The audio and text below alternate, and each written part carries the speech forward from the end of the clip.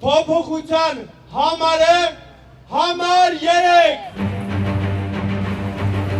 Փոփոխությունների ամիսը սկսվում է հիմա, փոփոխության թիվը 3-ն է, քաղաքական նոր փուլի մեկնարկը տրված է։ Հստակ ուղերձով Ուժեղ Հայաստան դաշինքը խորհրդարանի շենքի դիմաց մամուլի ասուլիսով պաշտոնապես սկսեց հունիսի 7-ի խորհրդարանական ընտրությունների քարոզարշավը։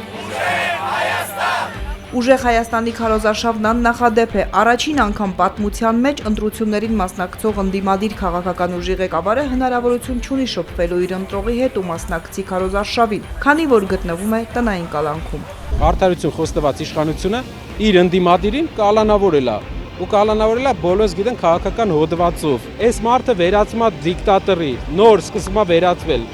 Այն բաները, ինչ ինքը կանի ընտրություններում, իր քիչ հավանական հաջողության դեպքում սա դեռ մուլտնա,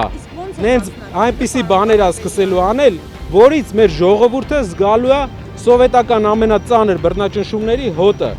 Սամվել Կարապետյանն այնուհանդերձ քարոզարշավին կմասնակցի հանրային ելույթներով, իսկ Ուժեղ Հայաստանն ուժեղ է ավելին, քան պատկերացնում է իշխանությունը, անելու է ամեն ինչ, որ վերջ տրվի Հայաստանի նվաստացմանը, ժամանակն է փոխելու թույլ եւ տկար իրականությունը եւ ձևավորելու ուժեղ, անվտանգ եւ արժանապատիվ Հայաստան։ Շարլատանին փոխարինելու է գալիս ազգային բարերարը։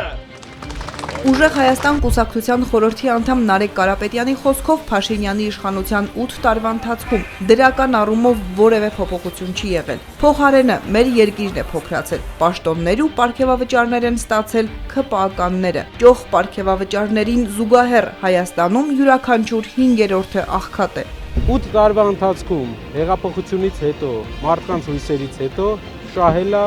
մի խմբակ։ Ամեն 5-րդ հայաստանցի աղքատության մեջ ապրում օֆիցիալ տվյալներով։ Այսինքն մոտապես 600,000 հայաստանցի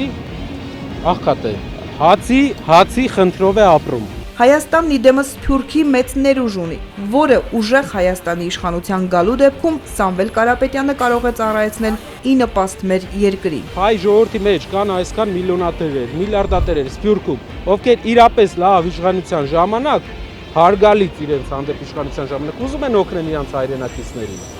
Երբ որ գան, օգնեն, բյուջեն որևէ 30% է մասնակցում, այն էլ հետո հարկերով հետ կստանա, 70%-ը մեր շրջապատի գործընկերներն են անելու,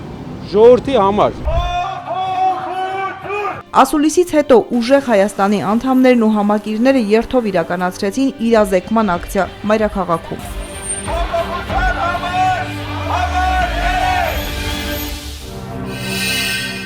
Բաժանորդագրվեք Արմատ մեդիայի ալիքներին YouTube-ում, Facebook-ում, Instagram-ում և Telegram-ում։